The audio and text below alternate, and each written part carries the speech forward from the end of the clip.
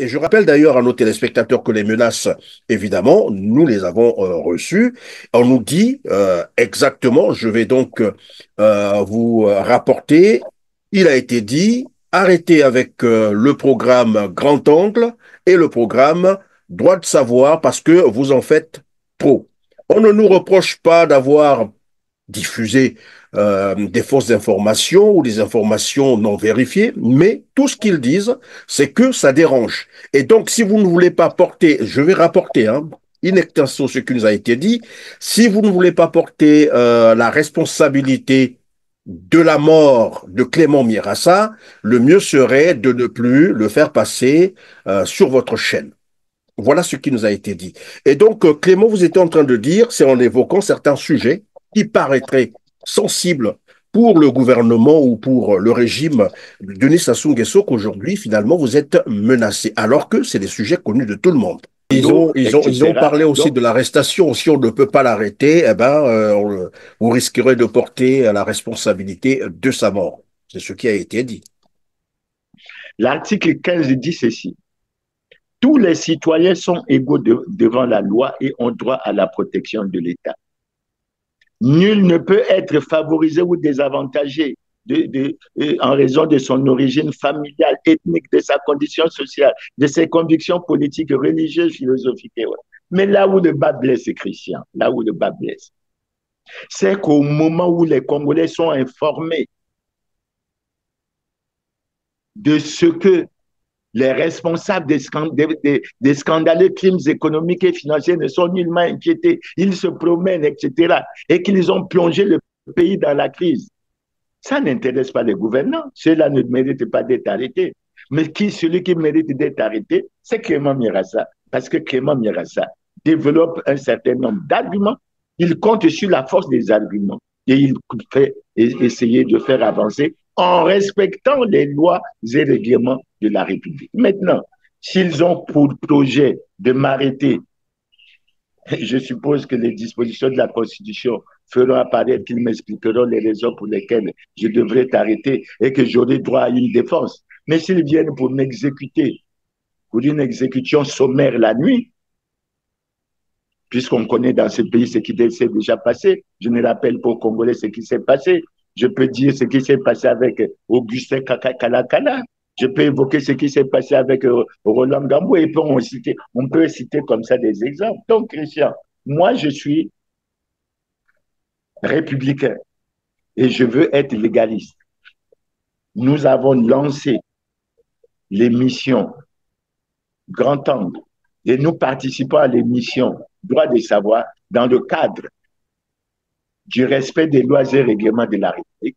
Et nous osons découvrir aujourd'hui, grâce à Télé TV R7, que je suis menacé de mort. Et maintenant, que l'opinion congolaise, que l'opinion internationale puisse en être saisie. Maintenant que j'en suis informé, je vais prendre les dispositions pour que dans ce pays où on parle de démocratie, où on parle de progrès, de développement, etc., on se rende compte en réalité, on n'arrivera pas à démentir ce que l'indice de démocratie a donné, à savoir qu'il s'agit d'un pays à régime autoritaire, c'est-à-dire une dictature, où on pense qu'on doit réduire au silence tout le monde.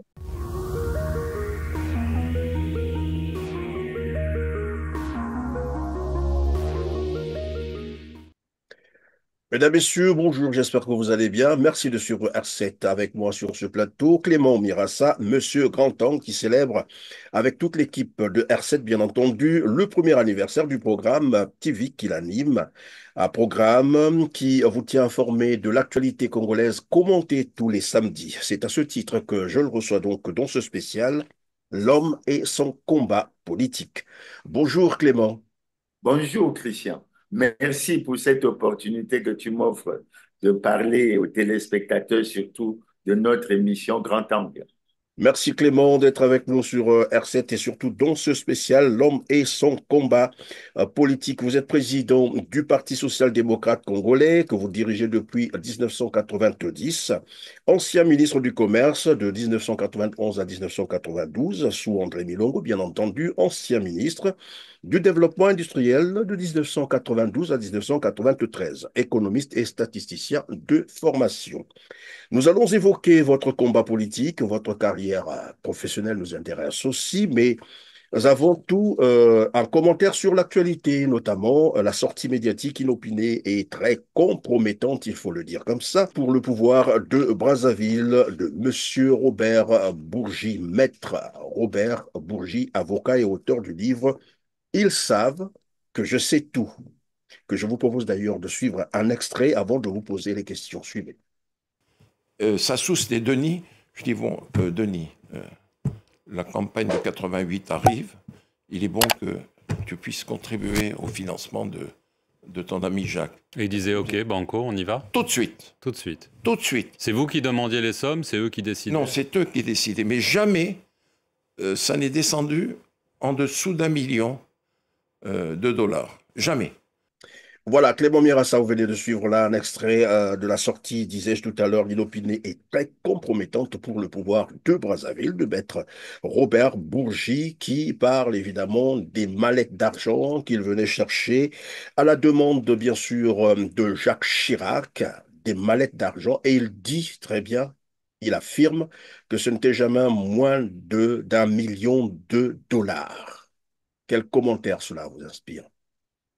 Christian, lorsqu'on est congolais, lorsqu'on se bat pour la démocratie, pour la liberté, pour le développement, pour le devenir et l'avenir de ce pays, on ne peut qu'être préoccupé de découvrir ce genre d'informations. Mais nous tenons à exprimer notre reconnaissance et notre gratitude à Maître Bourgi, qui est l'un des maillons de ce système obscur qui a été mis en place pendant de nombreuses années, pour lequel on a entendu des voix s'élever pour dire qu'on devait mettre en cause, sinon mettre fin à la France-Afrique. Mais on se rend compte des dégâts que cela a causé sur la situation d'un pays comme le Congo, où en fait, avec les maigres moyens qu'on pouvait disposer, on devait se préoccuper non pas seulement du Congo, mais on devait principalement s'occuper de l'ancienne puissance colonisatrice. Je crois que ce que Maître Bourdieu a dit est très important. Pour notre génération, nous entendons parler de beaucoup de choses, mais là, il s'agit d'un témoin qui a vécu les faits et que ces faits sont indiscutables. Et aujourd'hui, je crois qu'il y a beaucoup de dirigeants africains, beaucoup d'hommes politiques, beaucoup de responsables qui sont très gênés par les déclarations de Maître Bourgi. Et je crois qu'il faut que nous en tirons le meilleur profit. Je crois que nous allons intégrer ça dans la dynamique qui est la nôtre, surtout Christian, dans la définition de ce que doivent être les rapports entre le Congo et la France ou dans le cadre d'une coopération qui doit être une coopération gagnant-gagnant, pas seulement en parole, mais dans les faits. Et je crois que lorsqu'on voit aujourd'hui, Christian, je vois ce qui se passe quand on voit les sommets Chine-Afrique, Russie-Afrique, États-Unis-Afrique. Je crois qu'il faut intégrer ça dans un monde, dans une vision qui doit nous permettre de privilégier l'intérêt du Congo et de sortir les Congolais de la souffrance et de la misère dans laquelle ils sont plongés aujourd'hui. Alors, Clément Birassa, dans le même temps, le Congo, aujourd'hui, et vous le savez très bien, la situation économique, j'allais dire socio-économique, est catastrophique. Les salariés n'ont pas leur salaire en temps réel. Les retraités, vous le savez très bien, aujourd'hui cumulent près de 43 mois de pension impayée et tous les problèmes aujourd'hui sociaux qui se posent au Congo-Brazzaville. On nous parle d'un défaut de paiement. À un moment donné, on nous a parlé de défaut de paiement. Il y avait aussi, bon, par le Premier ministre, tout le monde l'avait suivi, devant le Sénat, où, en fait, il annonçait un état de cessation des paiements. Dans le même temps, l'argent du contribuable congolais est partagé comme ça. En fait, il fait don à ses amis, à ses collègues, s'il faut le dire ça, à ses pairs. Et ça nous rappelle aussi le milliard, c'était pas le million, le milliard, 190 millions de francs CFA qui avaient été donnés à l'ancien président de l'Assemblée nationale gabonaise, monsieur Guizouba Dama. Ouais. Waouh. Voilà. Filme. Et puis, ouvrez-moi l'autre valise là-bas. Ouvrez-moi ça. Ça pas du cadenas. Alors, ouvrez-moi tout ça. Gabonais lambda. Sans les galères. Il y a l'argent qui se promène dans les valises. Alors là,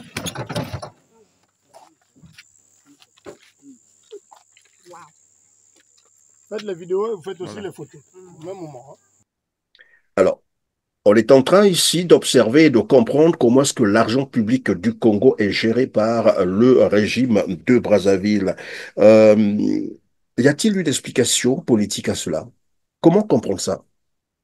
Christian, nous avons dit très tôt, et beaucoup de Congolais l'avaient mal pris, en disant que le Congo allait mal, très mal. Mais la raison fondamentale, elle est là. C'est la mauvaise gouvernance. Christian, je crois qu'il faut que les Congolais aient le courage. Il faut de refaire la relecture de leur histoire, de leur passé, pour permettre d'avoir une vision sur le présent et aller de l'avenir.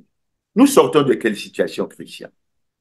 Si je donne une synthèse qui permette d'expliquer ça, je vais tout simplement dire que les Congolais étaient fatigués du parti unique et ils se sont battus pour qu'en 91, on organise une conférence nationale souveraine. Au sortir de cette conférence nationale souveraine, Pascal Lissouba a été élu démocratiquement et il devait exercer un mandat de 5 ans. Vous savez bien que ce mandat n'est pas arrivé à terme et que nous avons connu la guerre du 5 juin 1997, dont les principales raisons qui ressortaient, c'était la mauvaise gouvernance, les violations répétées de la Constitution par Pascal Lissouba, par une gestion chaotique, catastrophique, etc. Mais aujourd'hui, ce que nous venons, ce que nous vivons, c'est pire que ce que l'on a vécu. Donc, en fait, la raison était laquelle? Moi, je peux me permettre de donner une explication pour la guerre du 5 juin 1997, de façon simple. C'était hors de toi que je m'y mette, que je puisse avoir le contrôle des principales institutions du pouvoir, particulièrement de ce qui concerne le trésor et les finances publiques et de ce qui concerne la force publique. Une fois qu'on a ce contrôle, on a pensé qu'on pouvait tout se permettre. Mais on a abouti à quoi? À l'enrichissement illicite, à la mauvaise gouvernance. Les pratiques, les vols, ce n'est pas Clément Mirassa qui les a dénoncés. C'est Denis Sassou Nguesso qui, le 14 août 2009, a déclaré lors de son discours d'investiture qu'en dépit des efforts multiples, il ne surprendrait personne en déclarant que le Congo n'est pas, hélas, exempt de corruption, de fraude, de concussion, de détournement. Et il a bien précisé. Et là, ce sont les gouvernants qui sont interpellés. Christian, il y a eu combien de gouvernants qui ont été interpellés? Et quand vous regardez bien la gestion du Congo, on a commencé par sur le problème des biens mal acquis, où on a voulu montrer que c'était les dirigeants africains, notamment des pays de l'Afrique centrale, qui étaient visés alors que ça touchait le monde entier. Mais en réalité, aujourd'hui, on se rend compte que ça a dépassé ce cadre. Et nous sommes arrivés au niveau où nous sommes pratiquement banqueroute. On n'arrive plus à payer les salaires. Nous sommes encore, d'après la publication faite par Alphonse Ndongo, nous avons encore un nouveau défaut de paiement. Nous avons cru régler le problème de la dette qui était insoutenable après la conférence nationale. Nous avons atteint le point d'achèvement de l'initiative des pays pauvres très endettés. Mais aujourd'hui, nous sommes rattrapés par les faits, nous sommes rattrapés par la pratique. Le Congo va très mal. Et il faut que les gouvernances actuelles reconnaissent leurs responsabilités. J'ai suivi le président de la République évoquer une citation de Saint-Exupéry où on parle de la responsabilité de tous. Oui, il y a la responsabilité de tous. Et j'attire l'attention des Congolais. La responsabilité des Congolais, c'est que devant une situation aussi grave, on ne répond pas par le silence. On élève les voix parce que nous avons un certain nombre de libertés qui nous sont autorisées par la Constitution. Et aujourd'hui, la situation est véritablement grave. Je te prends un exemple simple, Christian. Oui. Prends le budget de 2024. Le budget de 2024 a été arrêté à 2605 milliards de francs CFA. Et dans les recettes, il y avait près de 935 milliards de recettes fiscales. Et il y avait près de 1530 milliards d'autres recettes, dont 1460 milliards à peu près de recettes pétrolières. Et on nous a dit, les comités de fixation des prix se sont réunis. Le prix du pétrole fixé au premier ou deuxième trimestre 2024 a été au-dessus de 80 dollars, c'est-à-dire largement au-dessus de la prévision de 77 dollars qui a été retenue par le budget. Donc, du point de vue des recettes pétrolières, nous ne devions pas avoir des problèmes. Si on a eu des problèmes, c'est à quel niveau? Mais c'est au niveau des recettes fiscales. Ça s'explique par quoi? Et ça s'explique par les détournements, l'impunité. Comment expliquer, Christian, aujourd'hui qu'un ministre ou un Congolais puisse détenir 2000 milliards dans un compte et dans un paradis fiscal? Il a eu cet argent, son père n'était pas industriel, etc. Il a fait comment? Il n'a pas d'industrie et il a déposé cet argent à l'extérieur. Donc, Christian, je crois que le problème, il est suffisamment clair. Le constat fait aujourd'hui, et je l'ai dit et je le redis, même si de temps en temps, on me prolifère des menaces, le pouvoir du PCT a lamentablement échoué. Nous reviendrons, je le disais tout à l'heure, sur ces menaces tout à l'heure, lorsqu'on va parler évidemment de votre vie politique, votre carrière politique. Et tout à l'heure, vous avez dit que le Congo va très, très mal. Et vous avez même fait référence à une publication d'Alphonse Ndongo, il est journaliste économique et financier du Congo-Brazzaville. Évidemment, sur cette publication, j'ai relevé quelques éléments, un tableau, mais vraiment sombre, parce que il a répertorié, c'est le cas de le dire, la situation, j'allais dire, sociale du Congo, parce que là, on peut voir, c'est juste l'année 2024. Hein. Là, il prend l'année 2024 essentiellement, parce qu'après il dit il n'a pas considéré l'année précédente, c'est-à-dire 2023. Ici c'est 2024.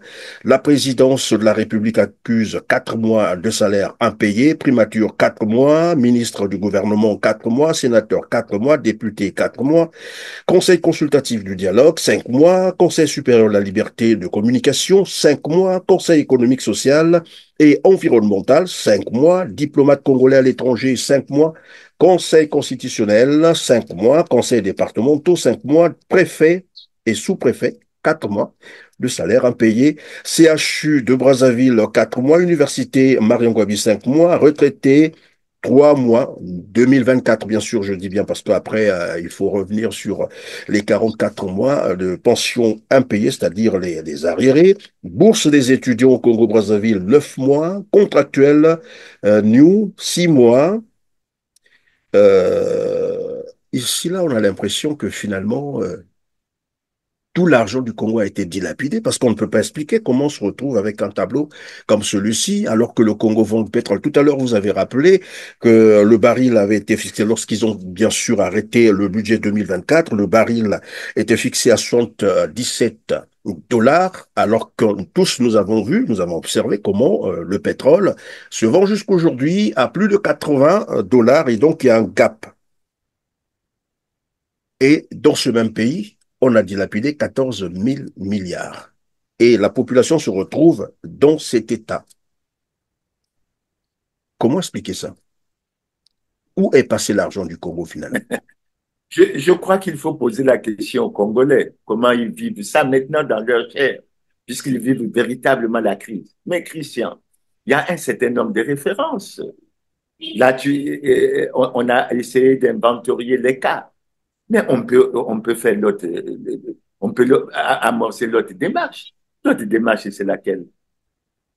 Notre compatriote Alphonse Maboussou a fait des révélations terribles sur près de 133 000 milliards de francs CFA qui seraient détenus dans les paradis fiscaux, parfois dans les cimetières. On en a fait quoi? Lorsque les gouvernants ont eu cette information, ils en ont fait quoi? Lorsque nous parlons des 14 000 milliards d'excédents budgétaires, c'est le président de la République lui-même qui avait déclaré que chaque année, un audit serait fait, que l'argent était déposé dans un compte de stabilisation. Comment expliquer que... Et pourquoi les Congolais, ils se terrent dans un silence alors qu'ils devraient demander des comptes? Parce que ça prouve exactement quoi, Christian? Ça prouve qu'il n'y a pas de contre-pouvoir. Ça prouve que les députés, les sénateurs n'ont pas été élus, ils ont été nommés.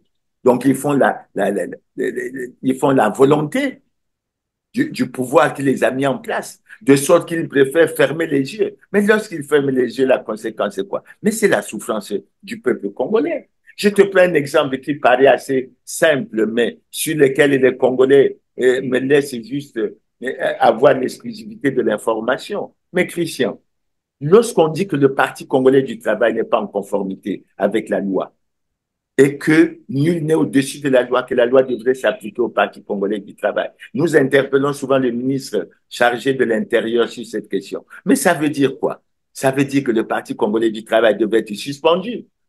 Mais est-ce que les Congolais ont réfléchi, on se sont demandé qu'est-ce qui se passerait si si le Parti congolais du travail est suspendu et pourquoi il y a la résistance?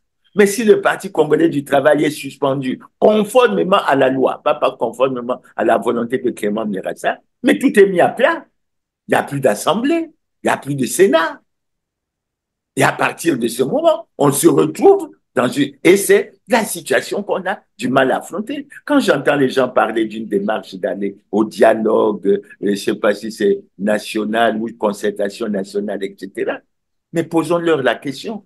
Vont-ils aller à ce dialogue dans le déni de la démocratie et l'irrespect des lois et règlements de la République, ou est-ce qu'ils vont y aller conformément au respect des lois et règlements de la République? Parce que s'ils veulent y aller dans le cadre du respect des lois et règlements de la République, ça veut dire que tout doit être mis à plat.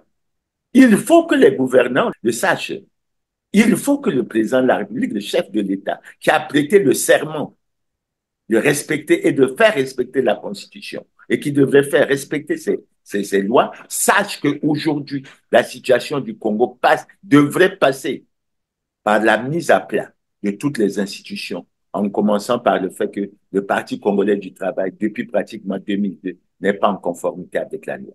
Donc, les Congolais, ils semblent découvrir la situation, mais ils la connaissent parce qu'on a fait des efforts pour leur donner régulièrement des informations là-dessus. Donc, voilà, Christian, un peu la réaction que je peux avoir à ce que tu dis. Mais aujourd'hui, on en sent la gravité.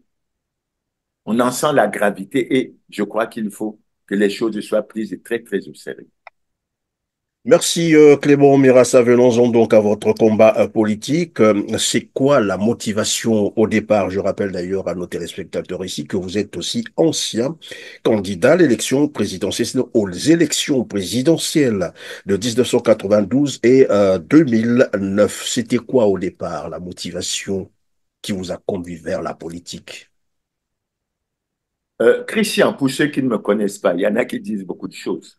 J'ai milité à l'UJEC, j'ai milité à l'AEC en France, je suis rentré au Congo.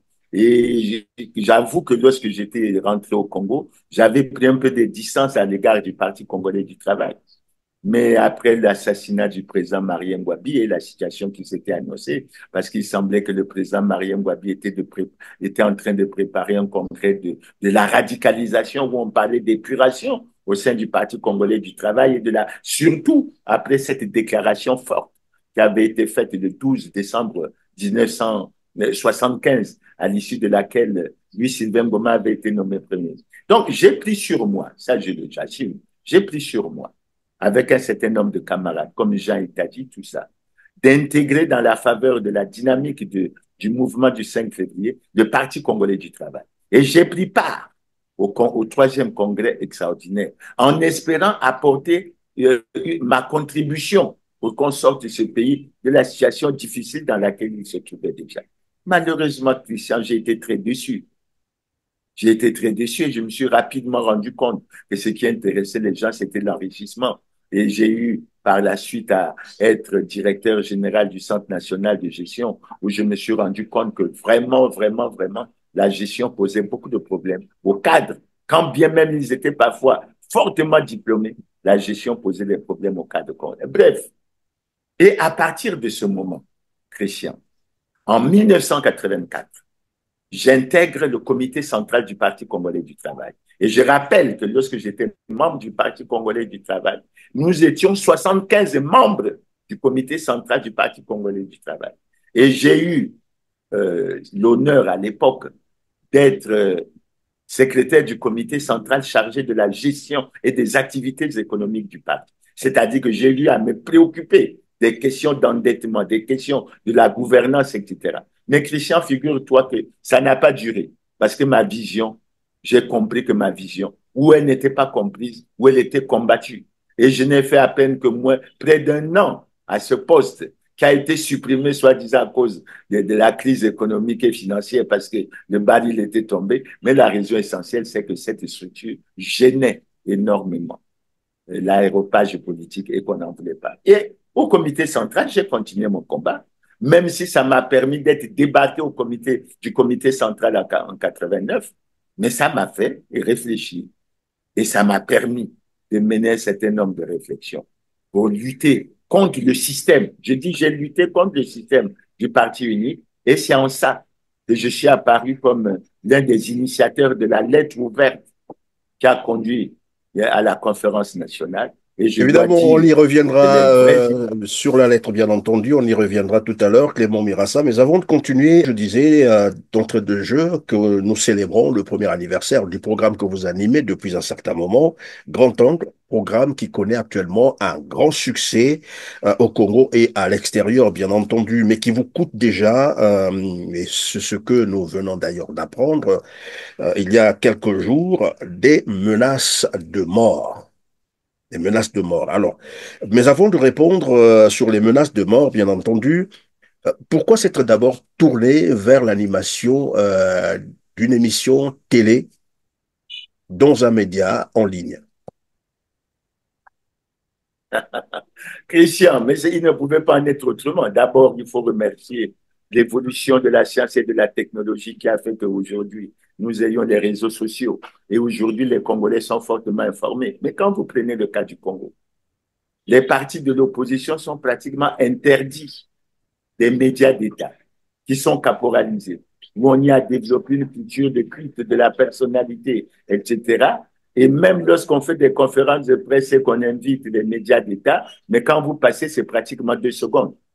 Et j'ai été très heureux que nous en arrivons là avec Télé TV, R7. Pourquoi?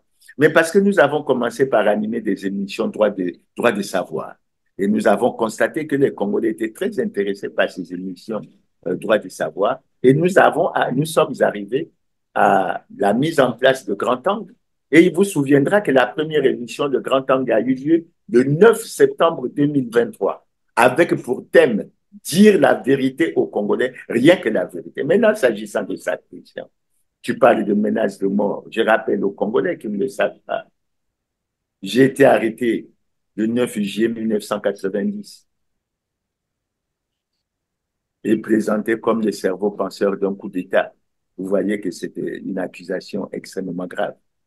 Je suis resté en prison du 9 juillet 1990 au 14 août 1990, c'est-à-dire un peu plus d'un mois.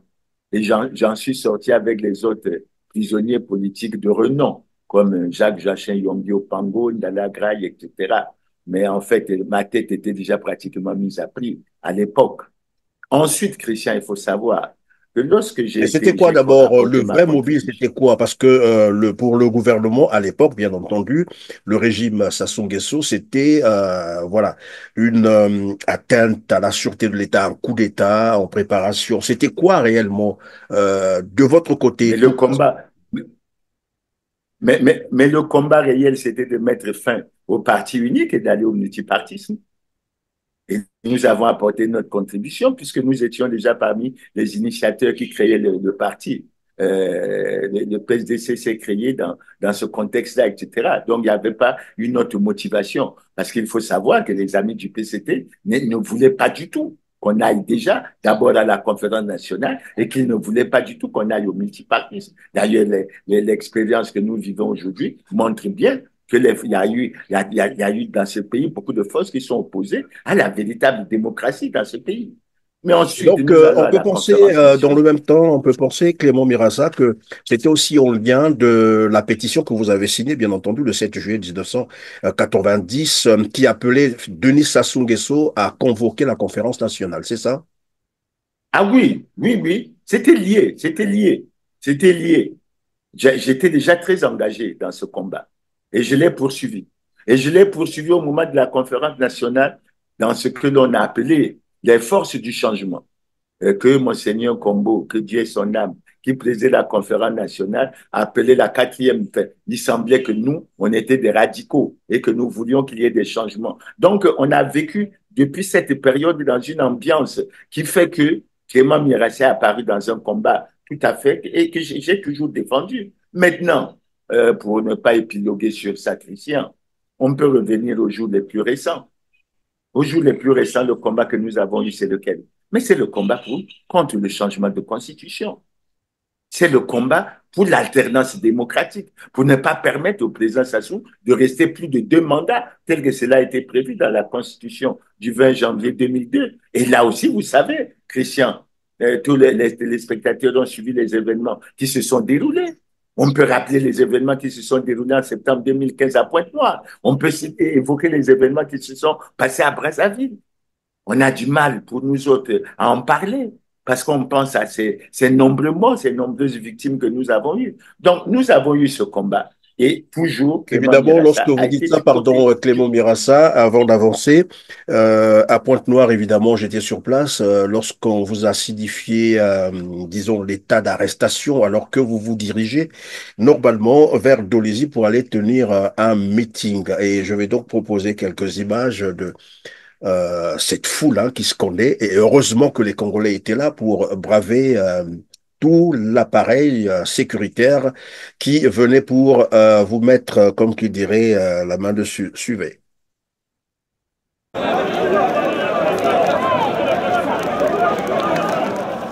À mesure que la date du 20 octobre 2015 s'approche, date retenue par l'opposition pour la désobéissance civile généralisée, quelques éléments de la police nationale et de l'armée sont de plus en plus furieux contre la population en violation de l'article 171 de l'actuelle constitution qui stipule que la force publique est apolitique, elle est soumise aux lois et règlements de la République, elle est instituée dans l'intérêt général, nul ne doit l'utiliser à des fins personnelles.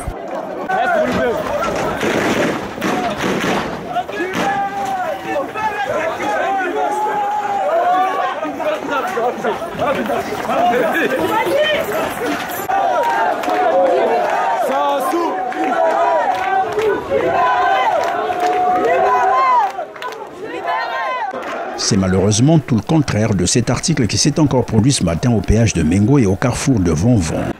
On croit qu'au Congo, il y a des sous-citoyens et d'autres sont des citoyens. Donc nous sommes des sous-citoyens qui devons nous plier à la volonté des individus. Voilà, il y a des jeunes voyous en tenue qui nous demandent de faire demi-tour parce qu'ils ne veulent pas que nous allions à Dolisie où nos militants nous attendent. Et il faut préciser que c'est le moment de la campagne, semble-t-il, du référendum. Quand bien même nous ne sommes pas d'accord qu'il y ait référendum, mais au moins c'est le moment de la campagne. Il n'y a pas de raison qu'on nous empêche de partir à Dolisie jusqu'à nous menacer avec des armes. Vous voyez comment ils sont armés jusqu'aux dents contre un peuple qui n'a rien en main. Nous sommes ici dans un quartier nord de Pointe-Noire, Puiko, où le cortège de l'opposition qui se rendait à Dolisie assisté au méga-meeting a été empêché par l'armée et la police de quitter Pointe-Noire alors que la campagne référendaire est ouverte officiellement du 9 au 23 octobre 2015.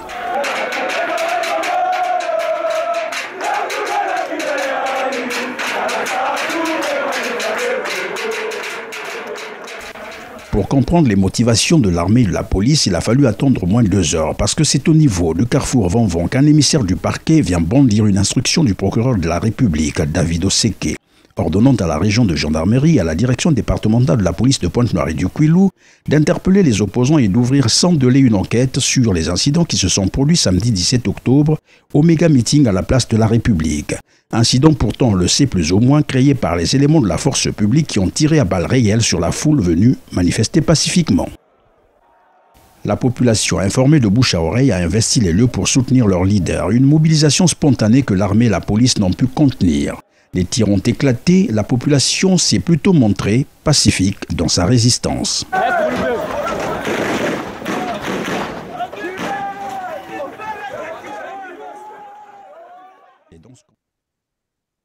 Voilà, et lorsque vous êtes sorti de cette situation à l'aéroport, apparemment vous avez été interpellé, c'est ça? Christian, avant d'arriver à cet épisode, il y a un autre très important qu'il ne faut pas oublier. Il s'agit de la date du 4 novembre 2014. où Clément Mierassa, en tant que coordonnateur du mouvement citoyen pour le respect de l'ordre constitutionnel, a organisé une assemblée générale au siège du PSDC, qui est joint pratiquement avec sa maison, et où nous avons été agressés sauvagement, violemment, malgré les assurances que nous avons eues de certains responsables de la police, comme quoi l'activité allait se tenir dans la sérénité, parce qu'il n'était nullement question de faire dans la rue. Mais nous avons été attaqués. Il y a eu 37 arrestations, 35 plutôt, arrestations. On a saccagé ma maison. On est rentré jusque dans ma chambre. On a saccagé mon bureau. On a endommagé mes voitures. Quand nous étions en train de nous réunir calmement, dès qu'ils sont rentrés, ils ont fait un passage en force, ils ont bousculé le portail, ils ont commencé à taper les éléments que nous avions mis au portail, et quand ils sont rentrés, parce qu'ils étaient assez nombreux, ils se sont éparpillés et ils se sont mis à taper tous les gens qui prenaient part à la réunion. Ils ont lancé, je crois, des bombes lacrymogènes, en fait, tous ces outils, et ils ont commencé à saccager la gazelle, mon bureau, taper les gens, prendre 10 tonnes d'argent, les portables, etc. Et après, ils ont dit qu'il fallait piller ma maison, et c'est là qu'ils sont rentrés pour saccager, etc. Ça, c'est des vêtements repassés, qu'ils ont fait tomber, ils ont pris d'autres, ils ont emmenés.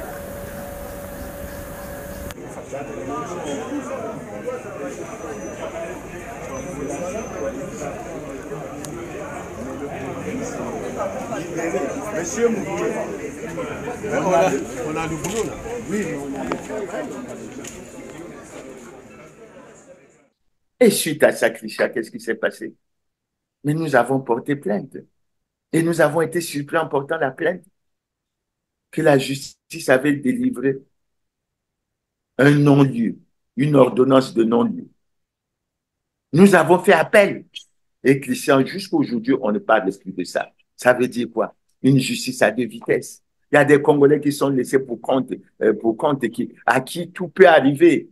On ne s'en préoccupe pas. Et aujourd'hui, on vient. Donc, lorsqu'on me parle des menaces de mort, mais avant de terminer sur ce chapitre des menaces de mort, Christian, je te rappelle, pour l'excellent journaliste que tu es, avec le brio et le professionnalisme que tu as réalisé une émission avec notre frère activiste des ONG des droits de l'homme, Alex Nzabana Ibaka. Et au cours de cette émission, qu'est-ce qu'il t'a révélé?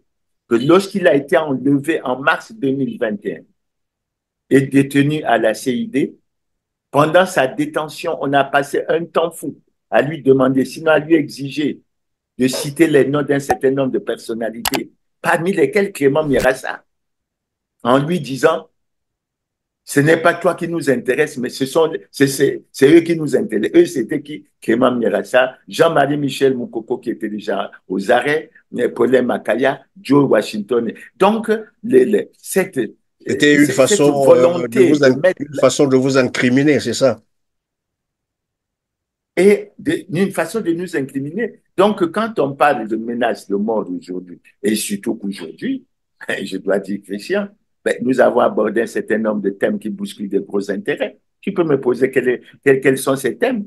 Mais lorsque tu parles des gouvernants qui protègent les responsables des scandales, crimes économiques et financiers, le FIGA, les détournements, lorsque tu parles du problème des terres en disant non à la vente des terres, non à la cession sous quelque forme que ce soit, oui à l'annulation. Mais Christian, il faut que les Congolais se rendent compte qu'on bouscule des gros intérêts. Lorsqu'on parle de la misère et de la souffrance des Congolais, lorsqu'on parle de la mauvaise gouvernance. Donc, c'est un peu dans tout ce contexte qu'il faut placer ces différentes menaces et qui font dire, mais malheureusement, Christian, j'espère que nous allons y revenir, ces menaces ne sont pas conformes aux lois et règlements de la République. Et c'est l'un des aspects sur lesquels je tiens que tu m'accordes un peu de temps pour que je m'exprime là-dessus. Donc, le combat que nous avons choisi de mener au niveau de Grand Angle, c'est de dire la vérité aux Congolais, d'apporter notre modeste contribution à ce que les Congolais comprennent ce qui se passe en réalité dans l'actualité. Nous n'avons certainement pas tout cerné, mais nous avons fait une émission où nous avons essayé de faire le bilan et nous avons fait le point des chantiers qui ont été ouverts. Je te prends un autre exemple des problèmes extrêmement dangereux, je pourrais même dire sensibles. Mais qui a fait le relais sur les réseaux au Congo, sur le complot international mené contre le Congo? C'est pas Clément Mirassa.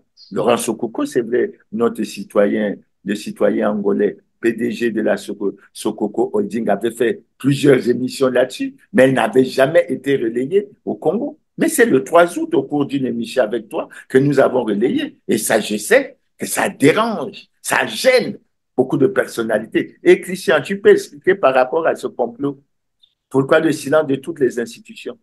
Pourquoi le silence du gouvernement? Pourquoi le silence de tous les acteurs politiques? Pourquoi le silence de la majorité présidentielle? Pourquoi le silence? Mais ça te fait dire qu'il y a des C'est ce qui paraît un peu paradoxal. Clément Mirassa, pardon, vous allez continuer tout à l'heure. Vous évoquez là les sujets qui seraient sensibles pour le régime de Brazzaville. Vous parlez d'ailleurs du projet de coup d'État de Denis Christian Sassou Nguesso contre son père. Il y a également le sujet sur les accords. Il faut aussi ajouter à cela les malversations financières. Mais pourtant, ce sont là des sujets d'actualité et connus de tout le monde, que l'on peut vérifier. En plus, les sources existent. C'est au Congo qu'on nous parle soi-disant qu'il y aurait la liberté d'expression. Pourquoi est-ce que, en parlant de ces sujets, à votre tour, cela vous coûte aujourd'hui les menaces? Et je rappelle d'ailleurs à nos téléspectateurs que les menaces, évidemment, nous les avons reçues. On nous dit exactement, je vais donc vous rapporter, il a été dit, arrêtez avec le programme Grand Angle et le programme Droit de savoir parce que vous en faites trop. On ne nous reproche pas d'avoir diffusé des fausses informations ou des informations non vérifiées, mais tout ce qu'ils disent, c'est que ça dérange. Et donc, si vous ne voulez pas porter, je vais rapporter, in extenso ce qui nous a été dit, si vous ne voulez pas porter la responsabilité de la mort de Clément Mirassa, le mieux serait de ne plus le faire passer sur votre chaîne. Voilà ce qui nous a été dit. Et donc, Clément, vous étiez en train de dire, c'est en évoquant certains sujets qui paraîtraient sensibles pour le gouvernement ou pour le régime de Denis Sassou Nguesso qu'aujourd'hui, finalement, vous êtes menacé, alors que c'est des sujets connus de tout le monde. Est-ce que c'est une manière là de vouloir faire taire les opposants à Denis Sassou Nguesso? Les vrais opposants, j'allais dire, bien entendu. Christian, les problèmes que tu évoques sont tellement graves. Puis, s'agissant de moi, il s'agit de ma personne, de ma modeste personne qui, semble-t-il, est menacée de mort. Mais je dois revenir parce qu'il faut recadrer le débat et le ramener sur les dispositions constitutionnelles. J'ai ici sous mes yeux, Christian, j'ai ici sous mes yeux la loi numéro 28-2017 du 7 juillet 2017 déterminant le statut de l'opposition politique. Et l'alinéa 2 de l'article 1er dit ceci, Christian.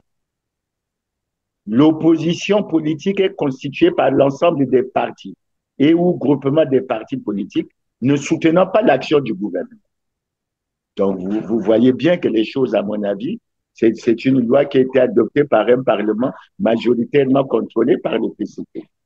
Quand je lis l'article 2 de cette constitution, il est dit ceci, de cette loi plutôt, il est dit ceci, l'opposition politique participe à l'animation de la vie politique nationale. Et enfin, je termine par sur ce texte avec l'article 4 qui dit, écoute bien Christian, aucun dirigeant, aucun militant de l'opposition ne peut, sous réserve du respect des lois et règlements de la République, subir des sanctions en raison de ses opinions politiques. Les choses, à mon avis, sont très claires. Mais avant de continuer et de me référer à la Constitution elle-même, Christian, je vais évoquer un peu le contexte dans lequel ça se présente. Quel est le contexte que nous vivons aujourd'hui, au-delà des problèmes soi-disant que nous évoquons à l'intérieur du pays? Nous avons connu le problème de Faye Monama, pour lequel j'ai d'ailleurs lancé un appel à la mobilisation pour que Faye Monama ne soit pas expulsé. Nous avons vécu ça et les Congolais ont été mobilisés tant au niveau de l'intérieur qu'au niveau de la diaspora. L'autre élément qu'on peut apporter, c'est quoi?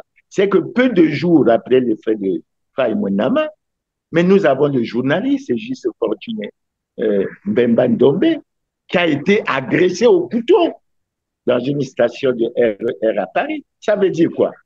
Mais les menaces ne pèsent pas seulement sur Clément Mirassa. Il y a un certain nombre de personnes qui sont gênantes. Mais dans ce que tu dis, je veux revenir sur la Constitution que j'ai sous mes yeux. Et je prends d'abord en guise de référence l'article 25 de la Constitution pour que les choses soient également très claires et que les Congolais, les téléspectateurs puissent comprendre. L'article 25 de la Constitution dit ceci. Tout citoyen a le droit d'exprimer et de diffuser librement son opinion par la parole, l'écrit, l'image ou par tout autre moyen de communication. La liberté de l'information et de la communication est garantie. Les choses sont claires. Mais avant d'aller à l'article 205, je vais te lire un article de la Constitution relatif aux partis politiques et au statut de l'opposition. C'est l'article 57 qui dit ceci.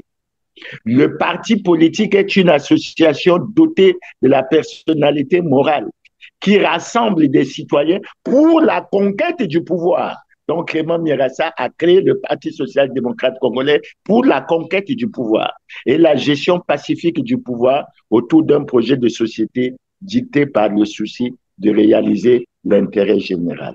Et ensuite, je te prends maintenant pour venir au débat, au vrai débat, puisque je parlerai non pas de la sécurité présidentielle, je parlerai de la force publique. Et je vais me référer à l'article, parce que je n'ai vu aucun article dans la Constitution qui parle de la sécurité présidentielle. Je vais me référer à l'article 205 de la Constitution. Cet article dit quoi? La force publique est apolitique. Elle est soumise aux lois et règlements de la République. Elle est instituée dans l'intérêt général. Nul ne doit l'utiliser à des fins personnelles. La force publique est subordonnée à l'autorité civile. La force publique est soumise aux lois et règlements de la République. Mais il n'y a aucune loi de la République qui autorise à la force publique de donner la mort à des Congolais. Je pensais que c'était un passé révolu. Et je continue, Christian, pour que les téléspectateurs aient un meilleur éclairage là-dessus. Je prends la Constitution et je prends l'article 8 de la Constitution pour que tu comprennes suffisamment les choses. La personne humaine est sacrée et a droit à la vie. L'État a l'obligation de la respecter et de la protéger. La peine de mort est abolie au Congo. Je dis bien la peine de mort est abolie au Congo. L'article 9 dit ceci. La liberté de la personne humaine est inviolable. Nul ne peut être arbitrairement accusé, arrêté ou détenu. Tout prévenu est présumé innocent jusqu'à ce que sa culpabilité ait été établie à la suite d'un procès juste et établi garantissant les droits de la défense. Les droits de la victime sont également garantis.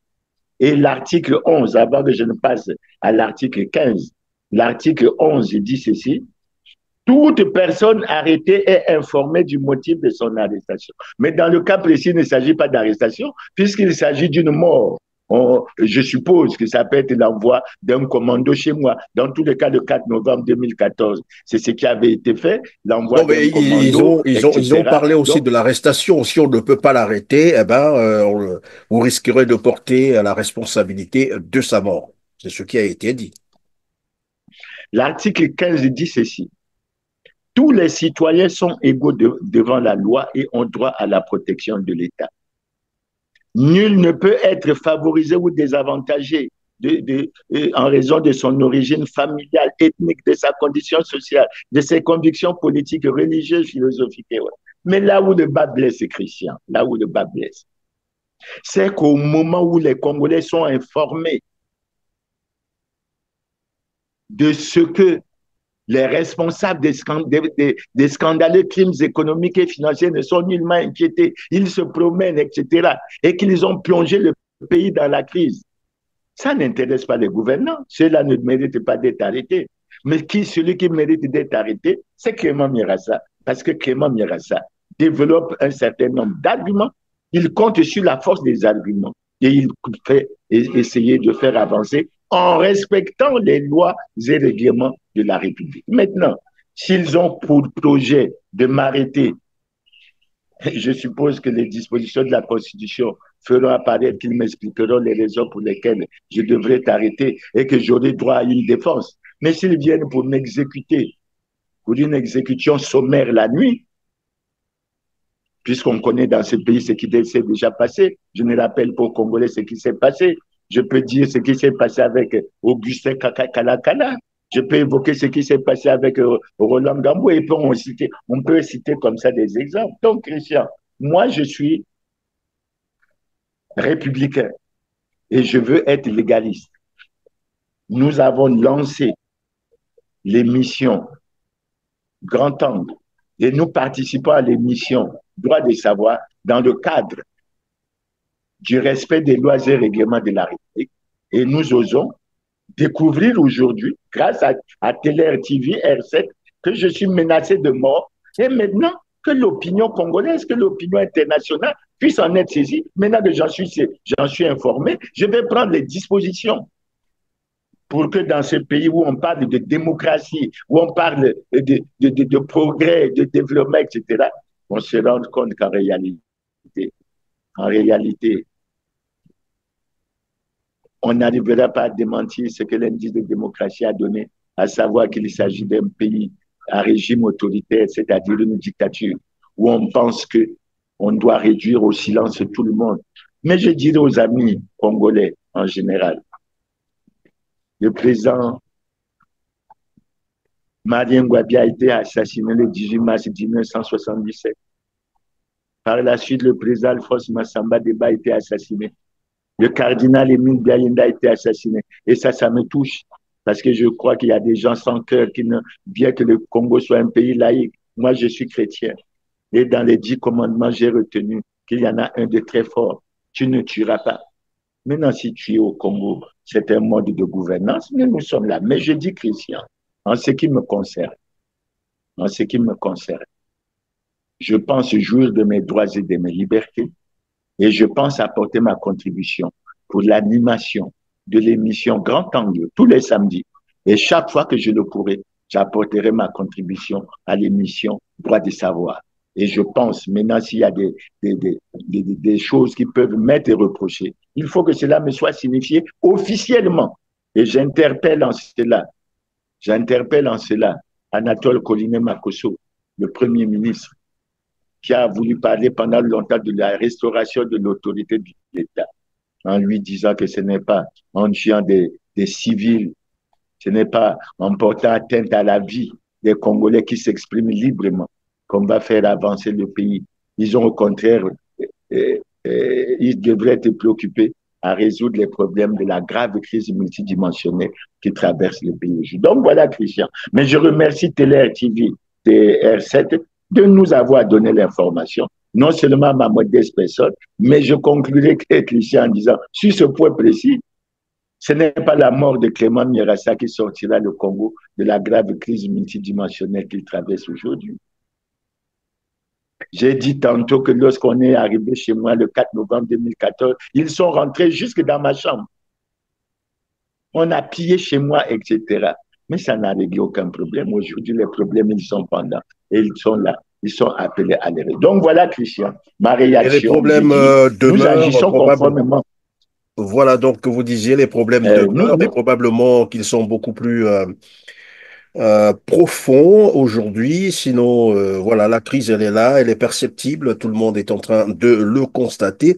Mais ces menaces, en réalité, comme vous l'avez dit, a commencé aujourd'hui. Je reviens un peu sur votre parti, le Parti social-démocrate congolais que vous avez créé avant même la conférence nationale. Et justement, après donc la restauration, il faut le dire comme ça, du multipartisme au Congo-Brazzaville, vous demandiez au ministère de l'Intérieur de reconnaître la légalité de votre parti. Et Depuis 1990, je l'ai rappelé d'entrée de jeu, vous êtes vous présidez évidemment ce parti, mais très curieusement, sur la nouvelle liste des partis reconnus par le gouvernement congolais, il faut le dire comme ça, votre parti n'y figure pas. Que faut-il comprendre par là? En fait, le problème c'est quoi? C'est que on veut en fait, vous écarter, j'allais dire, vous effacer de la scène politique, c'est ça? Ben, le problème, il est clair, Christian. Clément Mirassa constitue un problème. Il n'est pas un problème aujourd'hui, il est un problème. Il a été un problème hier, il est un problème aujourd'hui, il risque d'être un problème demain. Maintenant, dans ce que tu dis, Christian, j'ai sous mes yeux les notes prises par le ministère de l'Intérieur, notamment la note prise par le directeur général de l'administration du territoire en juin 2018, donnant la liste des partis soi-disant conformes à la loi. J'ai également l'arrêté 13 205 du 21 octobre 2020 signé par Raymond Zéphirin Mboulou qui donne la liste des partis. Mais c'est un scandale, Christian. Pourquoi je dis que c'est un scandale? Le Parti congolais du travail et plus autres partis qui ne sont pas en conformité avec la loi figurent sur cette liste. Et M. Clément Mirasaki, pour qui tout est mis pour qu'il soit exclu. Mais ils se sont rendus compte, Christian. Ils sont gênés. Pourquoi? Parce qu'ils se sont rendus compte que Clément Mirassa, qu'il voulait exclure, c'est l'un des moteurs de la vie et de l'animation, de la vie politique et de la démocratie au Congo. Et ils sont gênés. Raymond Mboulou, le ministre de l'Intérieur, et je le dis, a osé signer un décret, un faux, déclarant le Parti congolais du travail conforme à la loi, alors que Raymond Mboulou aurait dû appliquer les dispositions de l'article 31 de la loi relative au parti, qui dit clairement qu'en cas de violation des lois et règlements de la République, le parti est suspendu. Mais comme il est membre du bureau politique du Parti congolais du travail, comme il sait que le bilan du Parti congolais du travail est mauvais, mais comme il sait que le Parti congolais du travail tient absolument à conserver le pouvoir, mais il faut éliminer ceux qui sont considérés comme les éléments gênants. Et c'est en ça que j'interpelle, que j'exhorte le président de la République à clarifier les choses. Parce qu'aujourd'hui, Christian, merci pour l'information que tu nous donnes. Tous les Congolais, tous les téléspectateurs sont informés que s'il m'arrive quoi que ce soit, c'est l'État congolais qui sera responsable de ma mort. Et moi, je ne quitterai pas ce pays, je vais y rester et je vais continuer à mener le combat qui est le mien. Et vous savez, Christian, je vais te dire quelque chose. Il y a des Congolais qui considèrent que c'est insultant lorsque je dis que le président de la République est en situation délicate et manifeste d'incompatibilité constitutionnelle. Mais il n'y a rien d'injurieux, il n'y a rien d'insultant. Il s'agit de lire la Constitution et de lire l'article 77 par lequel il a prêté le serment de respecter et de faire respecter la Constitution. Lorsque je dis que le président de la République n'a jamais déclaré son patrimoine, mais il suffit de regarder le contenu de l'article 48 de la Constitution du 20 janvier 2002 et le contenu de l'article 55 de la Constitution du 25 octobre 2015. C'est un constat que l'on fait. Il n'y a rien d'injurieux de constater qu'une personnalité, surtout que l'on dit que nul n'est au-dessus de la loi et que la loi doit s'appliquer à tous dans toute sa rigueur. Le problème de fond, c'est celui-là, Christian. Le problème de fond, c'est que Clément Mirassa dérange. Et il faut que je le dise. Ce n'est pas du narcissisme, mais je reconnais aujourd'hui qu'à travers ce que je dis, à travers les émissions que j'ai faites, nous avons clarifié les choses. Regardez le problème des terres. Si nous n'avions pas intervenu, les Congolais n'auraient pas eu la compréhension qu'ils en ont aujourd'hui. Et c'est ça que les gouvernants ne veulent pas. Mais aujourd'hui, Dieu merci, grâce à Télé TV, mais je dis, Christian, vous n'endosserez pas la responsabilité de ma mort. Je suis là, ils savent où je vis, ils connaissent là où je vis. Ils ont certainement déjà arrêté de me tuer, je suis là. Mais le problème, c'est que nous non plus, nous n'allons pas nous arrêter parce que finalement, notre devoir à nous, c'est d'informer les Congolais dont le respect, bien entendu, de la loi. En tout cas, jusqu'à maintenant où nous réalisons cette émission, Téler TV reconnaît n'avoir jamais, je dis bien jamais, violé la loi congolaise, encore qu'on nous démontre le contraire. Nous sommes conformes à la loi, nous traitons des informations que nous vérifions. Et si les gens veulent des preuves, on en fournira. Il n'y a pas de souci de ce côté-là. Et donc, on va continuer à informer les Congolais. En tout cas, merci Clément Mirassa pour cet éclairage. Mais le ridicule dans tout ça, c'est que d'un côté, on veut menacer les opposants pour les réduire au silence.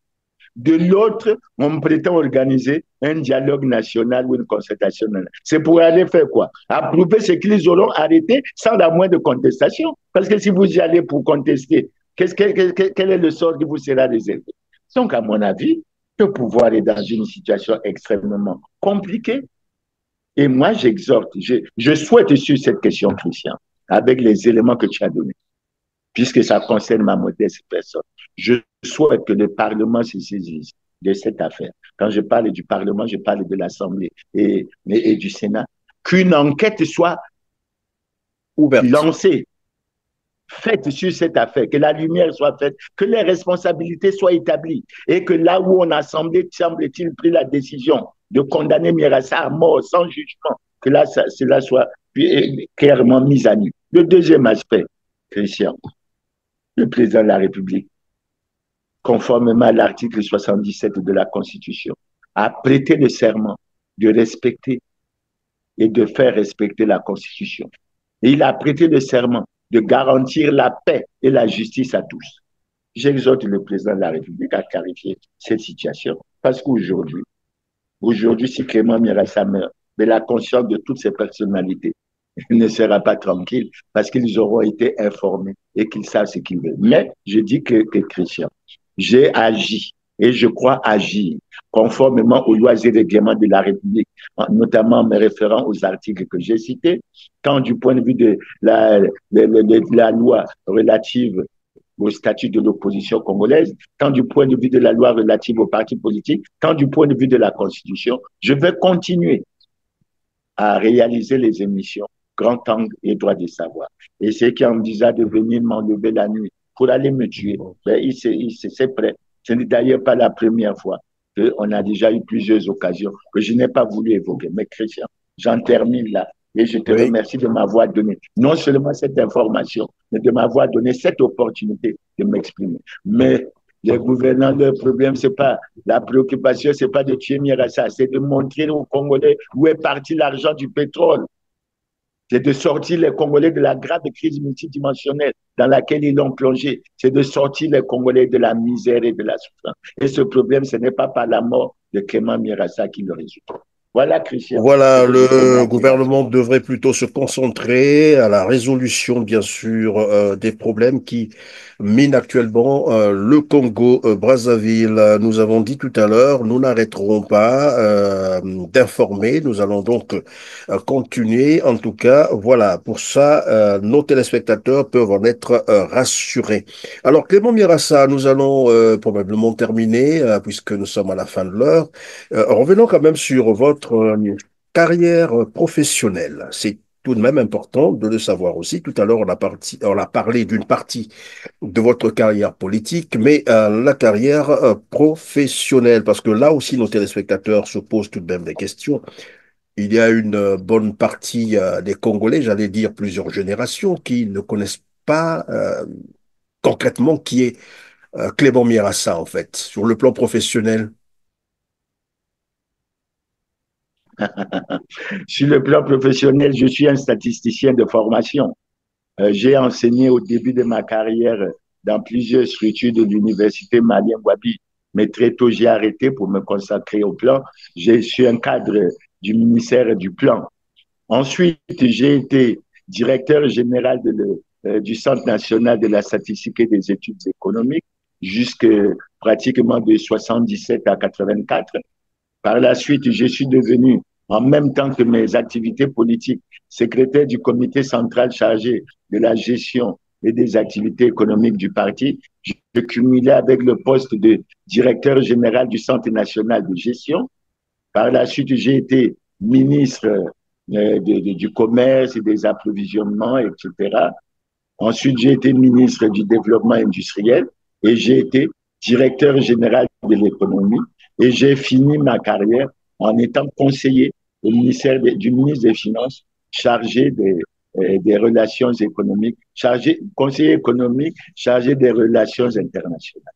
Donc, j'étais en relation avec le Fonds monétaire, la Banque mondiale, la BAD et plusieurs autres organismes internationaux. Voilà Et sommairement est-ce présenté que pour dire réellement, et ce sera la que dernière question, c'est ce qui fait penser à certaines personnes que vous êtes aussi compromis dans cette gestion. Peut-être que vous aurez vous aussi, voilà, mis la main dans les caisses, sur les caisses de l'État, c'est ça? bon, non, je ne suis pas compromis. Je suis serein, je ne suis pas compromis.